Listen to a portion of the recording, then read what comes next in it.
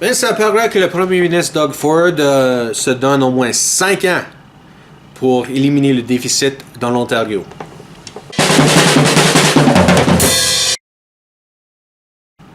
Bonsoir tout le monde. Dans ce prochain vidéo, moi je veux adresser le fait que Doug Ford a annoncé, Doug Ford est le gouvernement progressiste conservateur de l'Ontario, a annoncé qu'il se donne 5 ans pour effectivement éliminer le déficit de l'Ontario.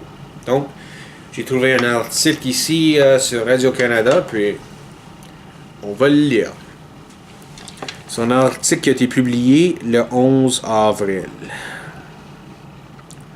Le premier ministre de l'Ontario, Doug Ford, gèle les dépenses de programme dans son premier budget déposé jeudi, mais investit 14,7 milliards de dollars dans les infrastructures, crée même un crédit d'impôt pour les frais de garde. Le chef conservateur rapporte à Le chef conservateur rapporte à 2023 à 2024 le retour de l'équilibre budgétaire, soit après les prochaines élections. Le déficit provincial doit atteindre 10,3 milliards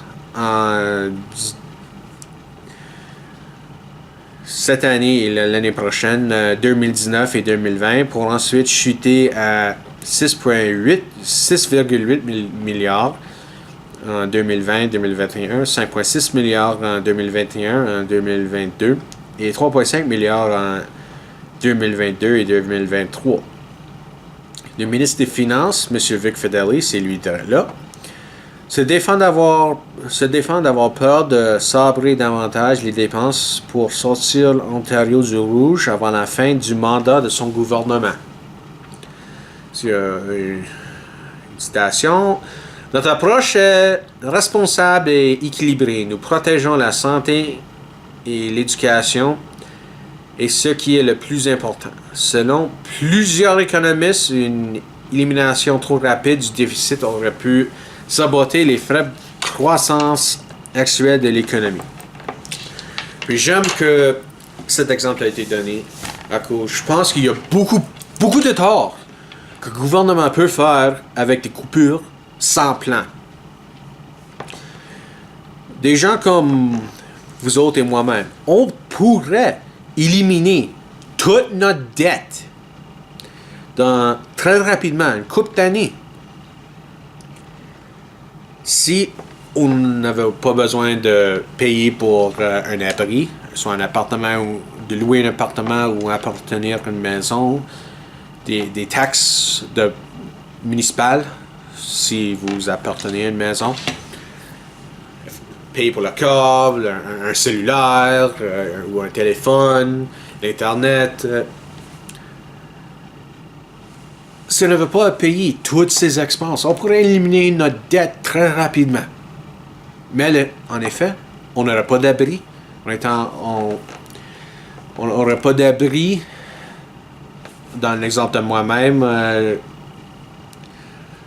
je vais dormir dans un parc, ici dans le Yukon, sans un abri, dehors. J'aurais besoin de me laver ou prendre un bain dans la flotte du Yukon. C'est quelque chose que je pense serait très froid et très impossible dans l'hiver quand la rivière est gelée. Juste pour garder un emploi. Et comme j'ai dit, je serais capable d'éliminer ma dette, mais ça, comment tu es supposé de vivre dans une situation de même? C'est pour ça que je dis que effectivement, si un gouvernement n'est pas prêt à au moins d'une façon responsable de contrôler leur dette ou d'éliminer leur dette, effectivement, ça peut faire beaucoup de tort. Et peut-être on pourrait faire l'argument que c'est plus de tort qu'un gouvernement qui ne contrôle pas leurs dépenses. Peut-être c'est pas, mais quand même, ça fait mal. Mais on va continuer dans l'article. Ce qu'on appelle plutôt que la H. La politologue. Je m'excuse, je sais pas pourquoi j'ai de la misère avec ce mot. Le politologue Geneviève Tellier de l'Université d'Ottawa s'attend à des compressions plus prononcées de la part de M. Ford. Ce n'est pas un budget à la Mike Harris. Pour elle, des choix difficiles restent à faire dans bien des cas.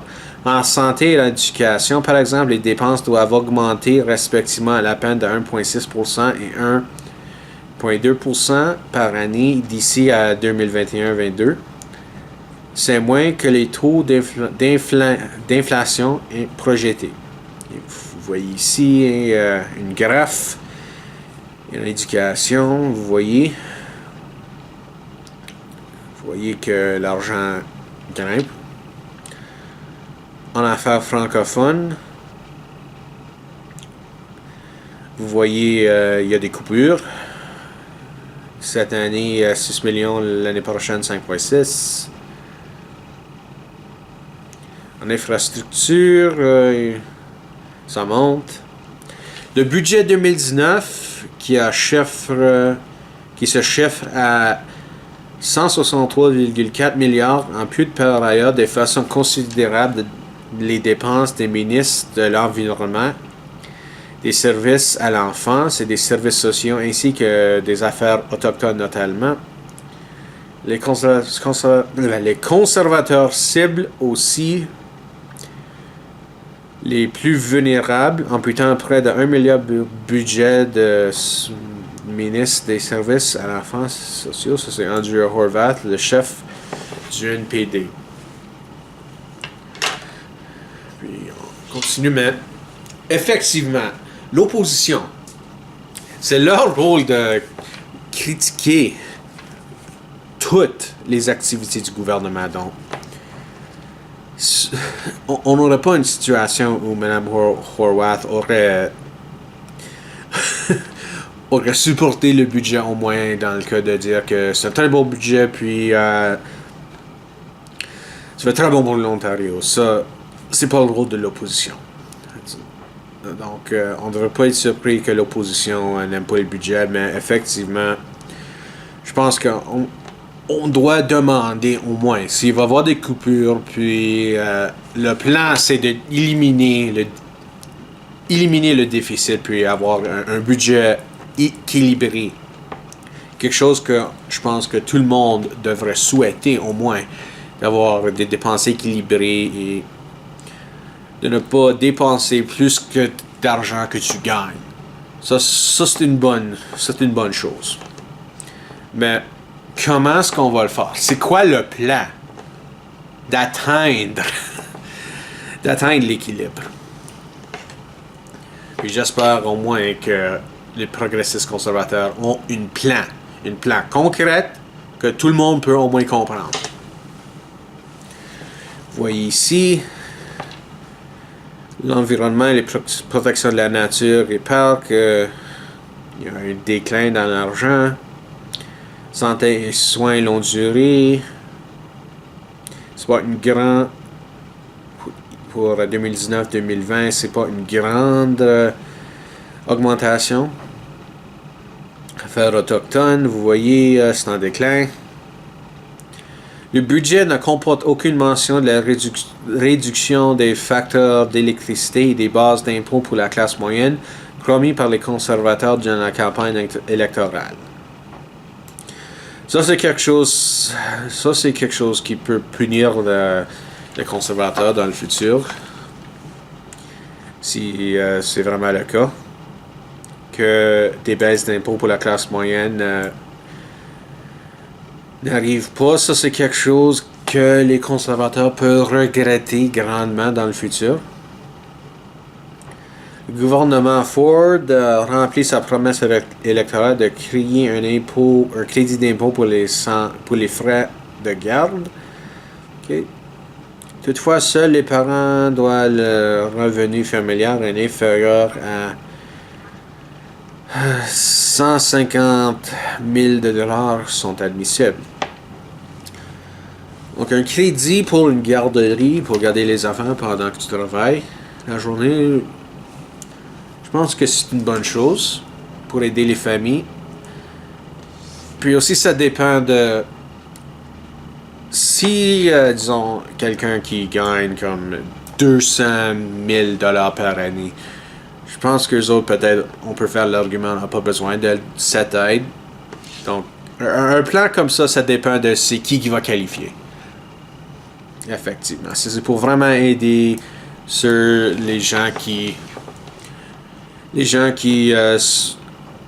gagnent pas vraiment trop d'argent ou pas tellement d'argent.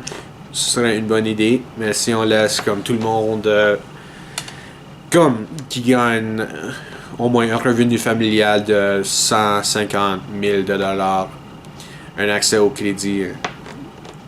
Mais tant qu'à moi, c'est quelque chose qui mérite au moins un débat.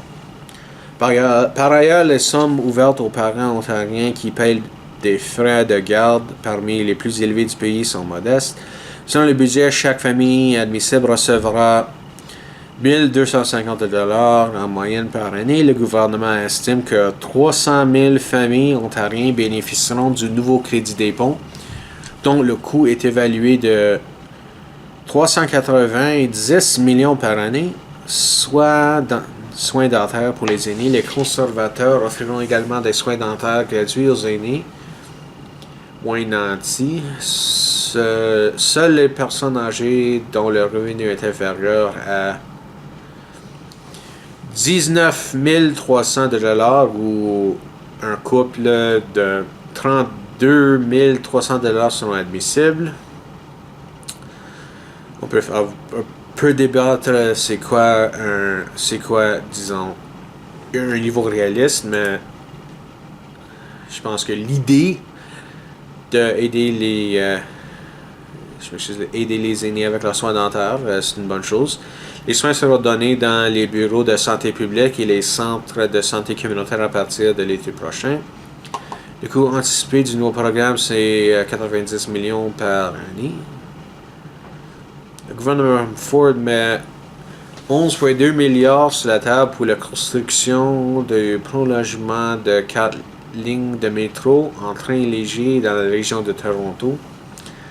Ça, c'est une nouvelle ligne du métro au centre-ville, prolongement vers le nord de la ligne métro à Yonge jusqu'à Richmond Hill, ajout de 3 stations à ligne de métro Bloor-Danforth qui sera prolongée vers l'est. Le prolongement vers l'ouest est la ligne de train léger à Ellington.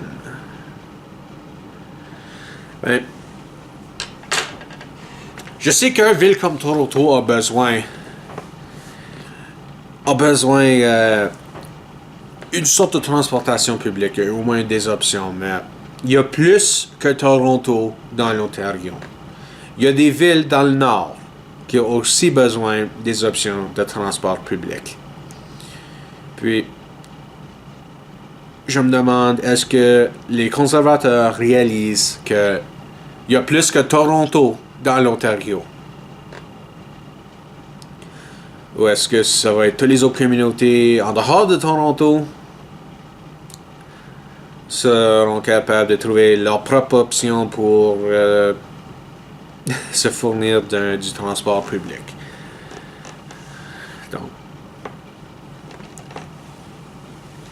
on va continuer.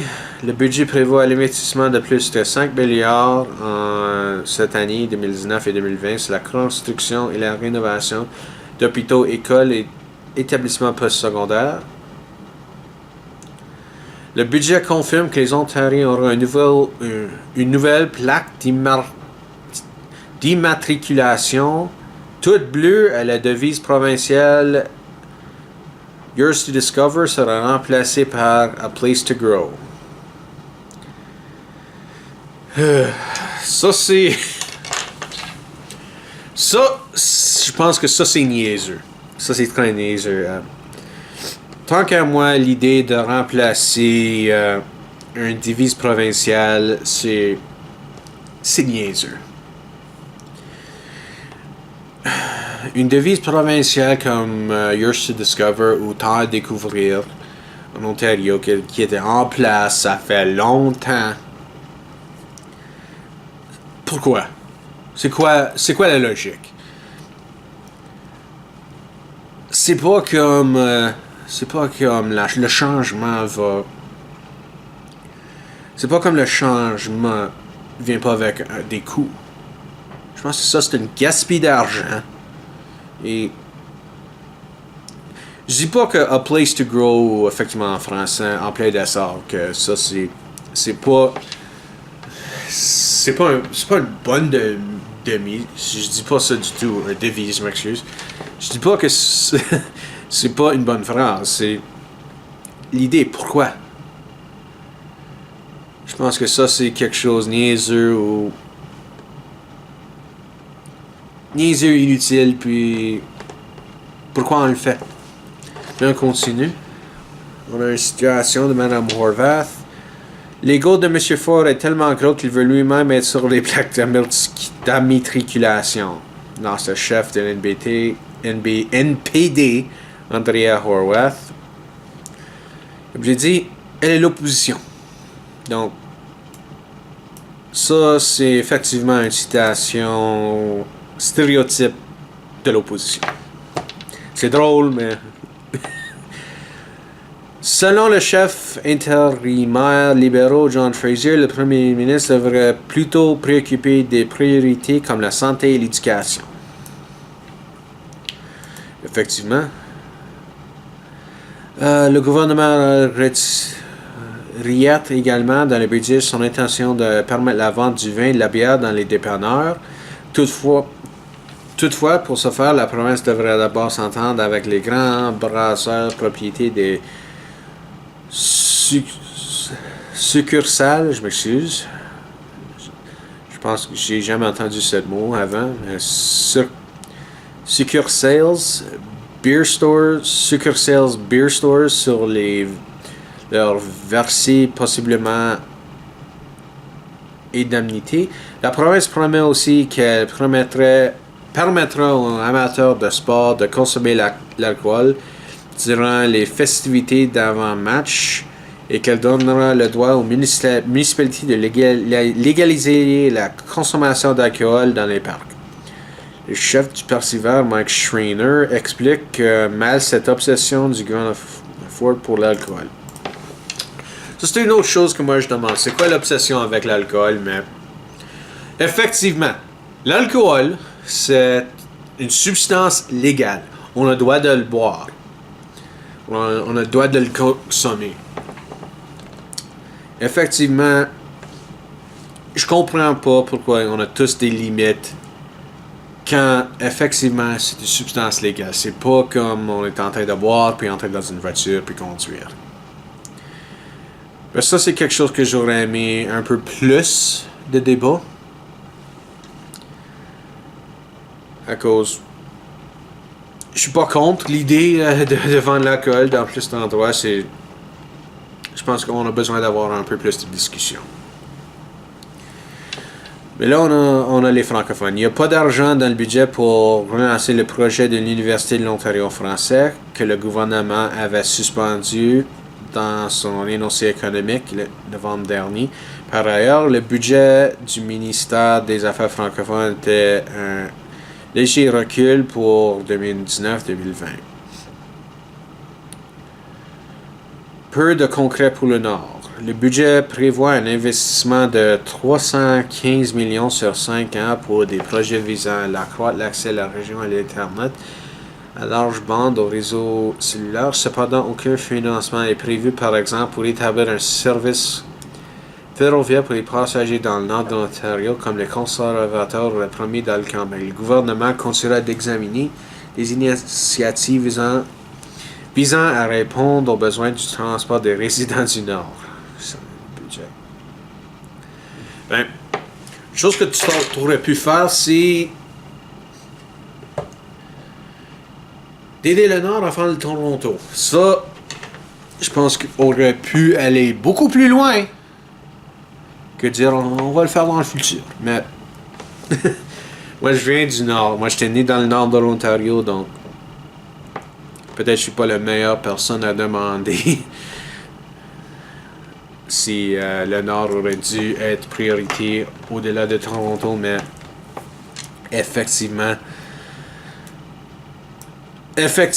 c'est pas comme le Nord est une grande priorité du gouvernement ontarien, peu importe quel parti est au pouvoir. Mais quand je regarde cet article et les autres articles que j'ai trouvés pour m'éduquer du budget ontarien, je me demande, c'est quoi le plan? Si vous voulez vraiment baisser le déficit ou l'éliminer complètement dans 5 ans, c'est quoi le plan? Est-ce que c'est un plan viable? Est-ce que c'est un plan qui va pas blesser les gens? Est-ce que c'est un plan qui va pas causer du tort? Tant qu'à moi, j'ai pas les réponses. Et si moi j'étais encore en Ontario, moi je suggérerais, et moi aussi, j'appellerais les députés régionaux, mon député, surtout si c'est un député conservateur ou progressiste conservateur dans le cas ontarien, mais pour leur demander, OK, vous voulez éliminer le déficit, c'est une bonne chose, mais c'est quoi le plan? Est-ce que c'est juste des coupures? Est-ce que vous voulez vraiment au moins sauvegarder des services sociaux qui sont nécessaires? Ou est-ce que vous voulez juste couper jusqu'à temps que le budget est en équilibre? À cause tant qu'à moi, il n'y a pas assez d'informations pour dire qu'il y a un plan. Merci d'avoir regardé ma vidéo. Si vous avez aimé ce que vous avez entendu, s'il vous plaît, laissez un commentaire. Si vous n'avez pas aimé ce que vous avez vu, aime pas la vidéo. Mais si vous êtes en accord, désaccord, ou vous voulez juste continuer la conversation, s'il vous plaît, laissez un commentaire. Aussi, abonnez-vous à ma chaîne YouTube et vous pouvez me suivre sur Facebook, Twitter, puis Minds. Il va y avoir des liens en bas dans la description. Puis, merci une autre fois. Bonne journée, à la prochaine.